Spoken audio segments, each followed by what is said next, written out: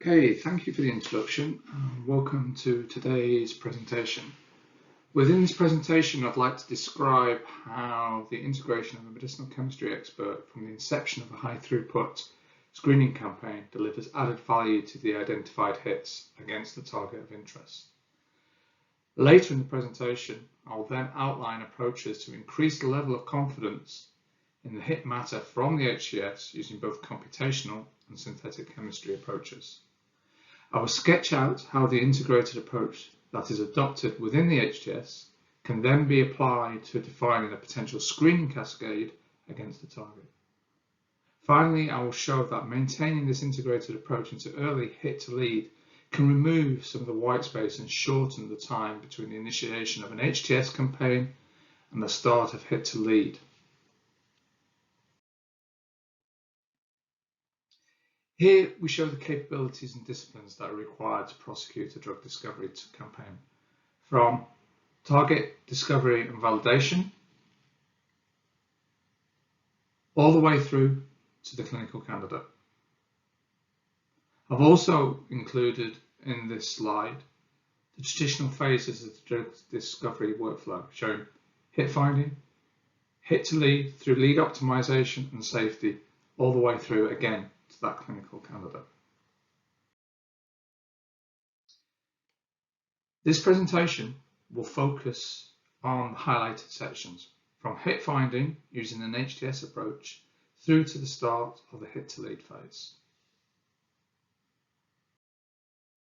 What we aim to achieve by using this integrated chemistry and biology approach to HTS is to increase the quality of hits identified in the HTS. The identification of high quality chemical starting points will make the passage through the multiple design, make, test and analyze optimization cycles to a clinical candidate more successful and hopefully faster. So, where do candidate drugs actually come from?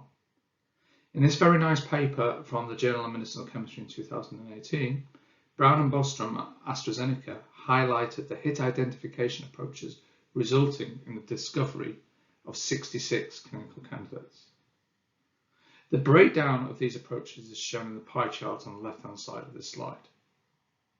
The take-home message from this slide is that a screening approach of one form or another is still a significant source of chemical hit matter, and random or high-throughput screening accounts for the majority of these activities. So, how are we going to perform high-throughput screening? From a medicinal chemist perspective, is actually what we're going to screen. And from the biology viewpoint, how are we going to screen the compounds, what will be the assay format, and what are their liabilities associated with that selected format. Today, there is a real emphasis on the quality of the compounds to be screened as opposed to the sheer numbers. This has led to the generation of so-called lead-like libraries containing compounds devoid of structural alerts, molecular weights in the region of, say, 175 to 400 Daltons, log P less than 4, and a TPSA of less than 140. The initial physical-chemical properties of these potential hits give the medicinal chemist significant leeway when applying the design, make, test, and analyze optimization process. However, we are increasingly screening targets that are more challenging, whether that be screening for inhibitors of protein-protein interaction, enzymes such as phosphatase or helicases, or seeking allosteric inhibitors of proteins. In these cases, we need to be able to survey much wider chemical space to find hits, and this is where the diversity type collections can be screened. Within these libraries, the physical-chemical descriptors are less rigidly applied, and the library tends to be significantly larger in order to cover this increased chemical space. A third library type is the focused target-based variety. These libraries are specifically designed to target gene family members such as kinases, GPCRs, and ion channels. These libraries tend to be smaller in nature but can offer a rapid and cost-effective means for generating hit matter against those targets. The numbers shown in the slide deck show the spread of compounds between these library types within the current Charles River screening deck. The screening collections are also living things in that they are constantly evolving to incorporate new thinking in the medicinal chemistry field, such as the escape from flatland, by incorporating more three-dimensional character, or new modalities such as covalent inhibitors. It really is at this first stage that the incorporation of the medicinal chemist into the HTS team can impact on the quality of the HTS. A demanding selection criteria should be applied to all new compounds going into the library. From my perspective, I would always be asking, how synthetically tractable is the scaffold? How easy is it to introduce outline substituent? What are the physical properties? How much three-dimensional character is present? Could the compound be CNS penetrant? Essentially, the fundamental questions being asked is, can I develop this compound? I would also consider the fact that these molecules may be stored for solution for years. So how stable do I think this molecule would be in DMSO storage? Here I showed us the workflow for a standard HTS, going through from target disclosure through the intervening steps through to the XC50 determination or potency determination.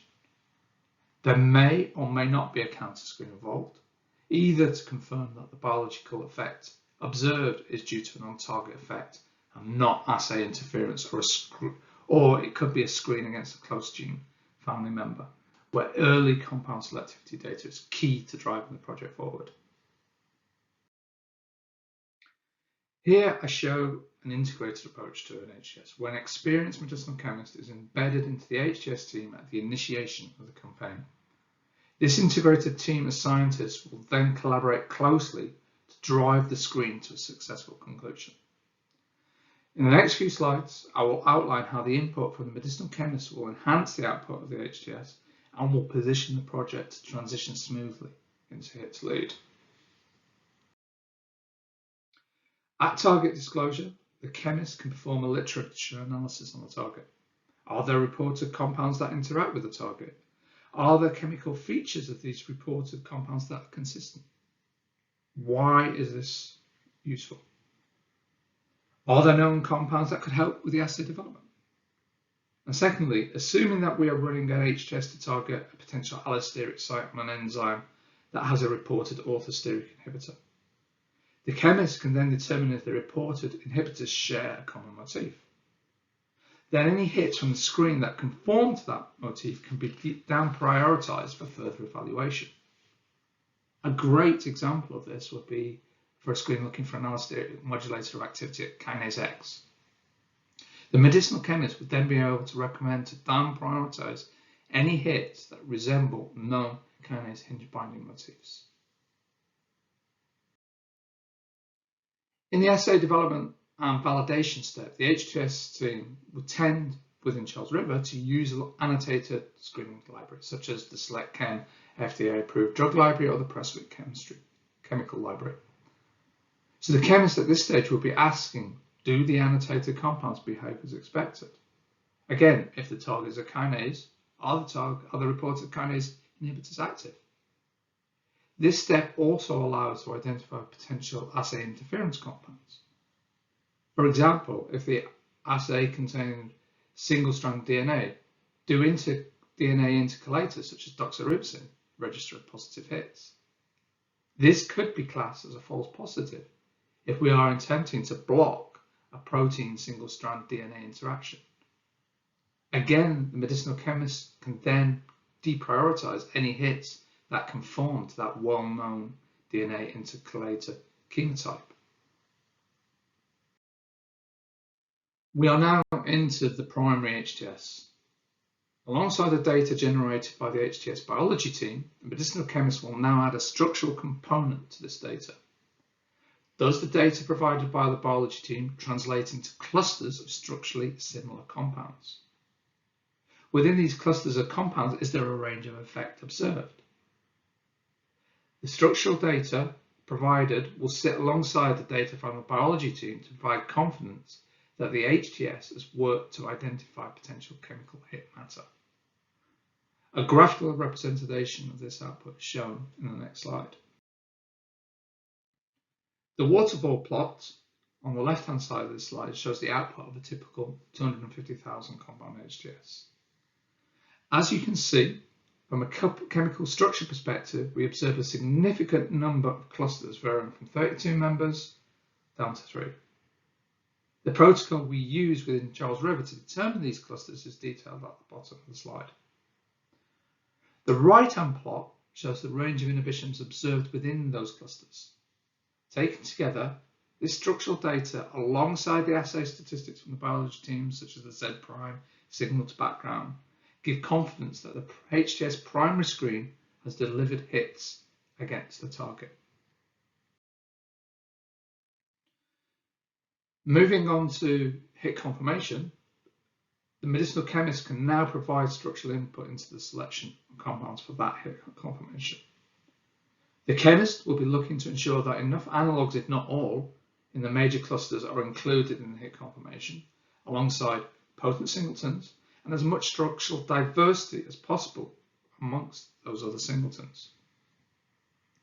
It may also be at the hit confirmation stage where compound purity is assessed by, in our case, CRL, UPLC, mass spec, to generate confidence that the data generated at the next XC50 determination or potency determination is solely due to interactions between the compound and the biological target.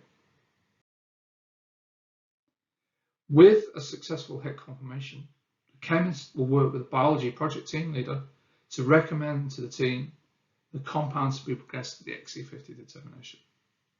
Here, the challenge is to whittle down the 3,000 to 4,000 hits in the hit confirmation into that 150 to 200 to go into that potency determination. Again, the aim here is to include enough compounds in each cluster to potentially build structure-activity relationships and cover any potent singletons. At the potency or XC50 step, it is time to start building structure-activity relationships and then performing literature analysis of the hit matter. In this slide is shown an example output from the potency or XC50 step. On the left-hand side, we can see that the clusters identified in early phases have now translated through the full dose response curve to generate PIC50s. Pleasingly, within these clusters, we can see a significant range in inhibition, which can then be used to generate structure-activity relationship plots.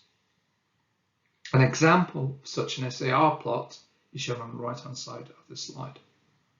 An R-group analysis was performed on cluster 0. It can be quickly seen that we've been able to generate SAR with a range of inhibitions observed within the two R2 substituents, which have variable R1 groups. What is also apparent from interrogating this data is that we have no compounds with a common R1 substituent. The medicinal chemist would then be recommending to the team that this is an avenue that should be investigated as a priority. In a couple of slides, I will outline two complementary approaches to filling these obvious gaps in the SAR. To support the work of the medicinal chemist, a range of cheminformatic tools are required. Two of these tools would already been used in the early stages of the HTS. A tool to rapidly convert spreadsheets containing compound identifiers into SD files suitable for analysis in a visualization tool such as the Vortex module of the Dotmatics platform, and a tool to perform the cluster analysis using the clustering tool I previously described. A third tool that will be required will be to assess the output from the HTS for any potential frequent hitters. So using this frequent hitter tool, we can leverage the data that's been generated over the last decade or so of screening within CRL to actually be able to generate this frequent hitter. An example output from the CRL database is shown on this slide. The hits identified at either the hit confirmation or potency determination step can be checked against the frequent hitter database. This pullback will identify the number of screens the compound has been entered into and the number of times that has been shown to be active. It is also possible within the database available at CRL to tailor this search to look at a particular assay format. This tool can be used to help progress compounds from hit confirmation to the potency stage, since compounds with a PBSF score of greater than 3 will be a cause for concern due to potential compound promiscuity.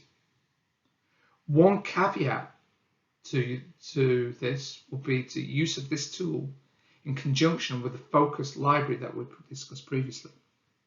Here it would be expected that the PBSF would be higher, since it is likely that these libraries would have been screened against their designed gene families. The PBS score is a metric that should be monitored to ensure that the quality of the compound library and should be used to remove overly promiscuous compounds. Another advantage of the integrated approach can be seen on the slide. Leveraging the experience of the CRL HTS team, who will have developed a deep understanding of assay formats and targets that have the potential for delivering false positives. An example of this is the well-documented role of metal impurities as an issue in HTS, as shown by the two references on the left-hand side of this slide. The close cooperation between the biology project leader and the chemist in identifying such assays and/or targets will result in the recommendation to test from solid stock exemplars of the hit compound selected for potency determination. This again adds that additional confidence to the quality of the hit matter that has come out of the HTS and reduces the time taken to make decisions to take hit matter into the following stages. So, we have the output from the HTS with a complete structural breakdown and an early understanding of the structure-activity relationships against the target. But what else can we do using this integrated approach? I will outline over the next few slides the advantage of having the integrated biology and medicinal chemistry team beyond this initial HTS. By the time the screen is going into the potency or the XC50 determination phase, the medicinal chemist will have a good idea of the structural features required for interaction with the target protein. They will know the scaffold for the most populated clusters and may have some idea of substituents that the protein tolerates. With this information in hand, the medicinal chemist can start to design the next set of novel compounds to be made. This is what we term the hit explosion. Synthetic routes to the scaffold can be identified, and routes to rapidly install outlying substituents can be devised. This would allow rapid array chemistry to further generate confidence in the hit matter from the HTS. A complementary computational approach would be undertaken by a CAD group to identify further commercially available analogues using what we class as our hit expansion techniques, the so-called SAR by catalogue approach. This slide shows the complementarity of the hit expansion and explosion approaches. Within the hit expansion, the integrated team, now pulling in one of our CAD group, would look to expand the hits from the potency determination phase by performing searches within our own diversity collection and the wider Molport commercially available database. This approach will be able to exploit potent singletons, increase the SAR clusters, and potentially, by use of scaffold hopping techniques, generate new chemical matter. Whereas the hit explosion would allow for rapid expansion of clusters and the ability to leverage the SAR of one cluster into another. This slide shows the protocols that we use within CRL to generate the hit expansion. So we take those prioritized hits from the primary screen and we use those to computationally select unscreened diversity library compounds. This is a combination of a proprietary hit expansion protocol and using classification and ROC's 3D shape and feature similarity. Here I show the workflow used to generate the compound set for sharing with the client and the team. So we have the structures of our priority hits from the HTS. We apply the various computational approaches to be able to increase the number of compounds that we can select, either that from our diversities collection or from the mud port collection. We collate these compounds, we filter them to ensure that they have the right chemical, physical chemical properties, structural filtering, again, removal of any compounds that contain less desirable chemical structures. We then add that medicinal chemistry assessment, and then we have that list of compounds that we then share with the project team to actually suggest that we go to screen. In this example, we use the hit explosion protocol to generate additional chemical matter, taking the structure from either a cluster exemplar or against a singleton. We were able to generate 4,000 additional compounds from a diversity library.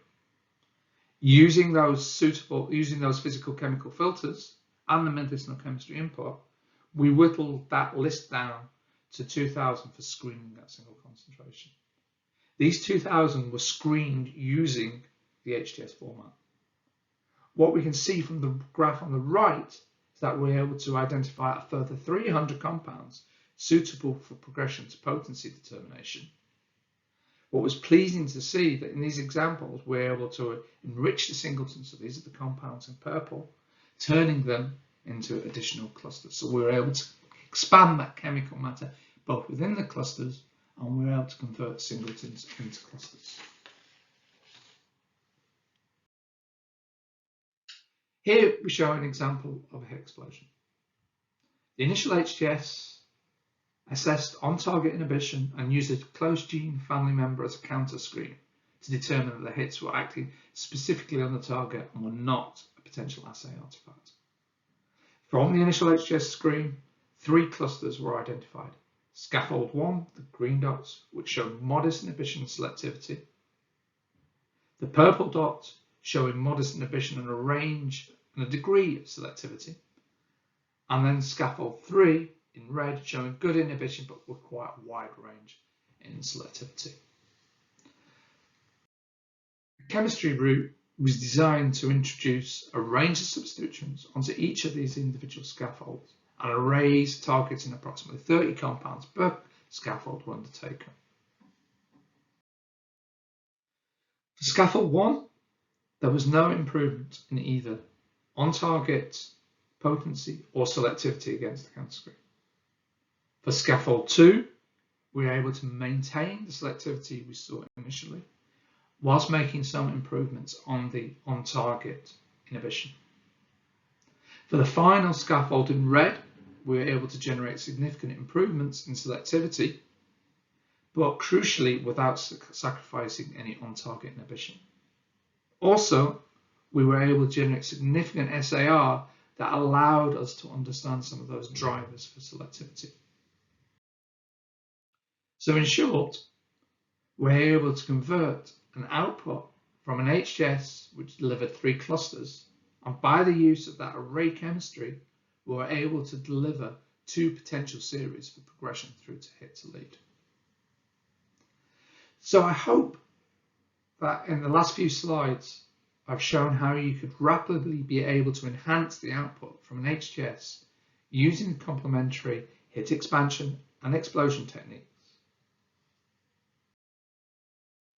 To further bridge towards a hit to lead program, between the hit confirmation and potency determination, the integrated team can start to identify an appropriate hit to lead screening cascade.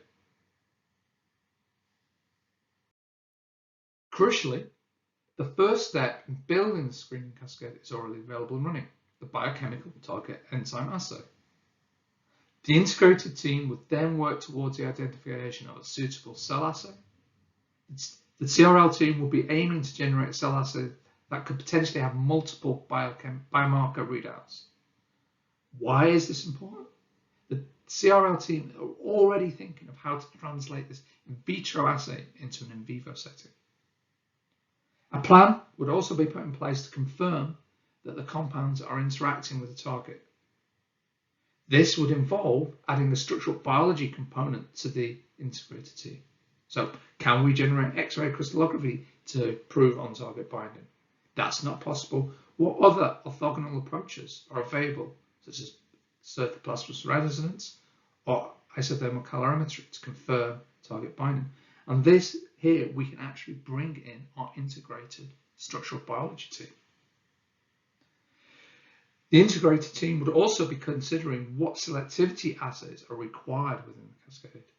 Close gene family member selectivity, or are there other counter targets suggested by the team's understanding of the fundamental biology of the target? The need to ensure that the responses observed within the routine screening cell assay are replicated in primary cells is satisfied by the generation of a suitable phenotypic primary cell assay. The team will be looking for this in both human and mouse. Again, one eye firmly on developing a screening cascade that will translate to humans. Alongside this, the team would access the drug discovery infrastructure within CRL to ensure that the relevant ADME and DMPK disciplines are engaged, so the project team can be aiming for putting compounds into PK studies with the ultimate aim of replicating the cellular phenotypes within an animal setting. This screening cascade will be designed to allow for translation from in vitro to in vivo and from mouse to human.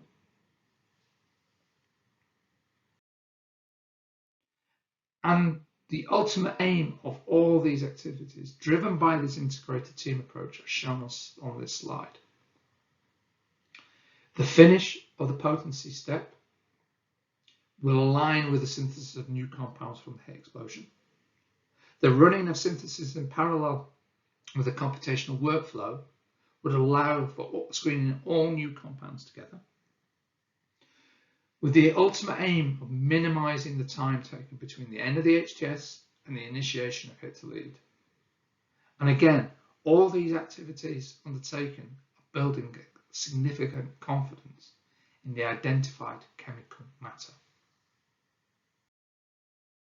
So, in summary, I hope that I've shown that the addition of a medicinal chemist into an HTS allows us to put all that HTS biology data into a structural context. It allows for the early design of hit explosion and the work with the CAD team in hit expansion to be able to build confidence in hit matter identified from the HTS.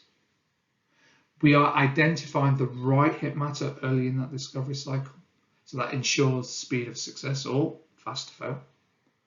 We are trying to improve the efficiency by having that integrated team within CRL to take the compound from the end of the hit HTS into the hit to lead. And we are building on the knowledge that's been generated within the CRL team from the HTS, and we're building that in terms of that intimate knowledge within the project. So I hope that over the last 25-30 minutes, I've shown the distinct advantage of having that medicinal chemist embedded in the HTS process. And then by expanding that integration into the wider drug discovery group, we can run certain activities in parallel with the aim of building confidence in the quality of the hits identified in the HTS and shortening the time between the HTS and hit to lead. So it leaves me to thank you for your time. And if you do want to talk to someone from Charles Liver, please visit our booth in the exhibition hall to video chat with one of our team members. And thank you very much for your time.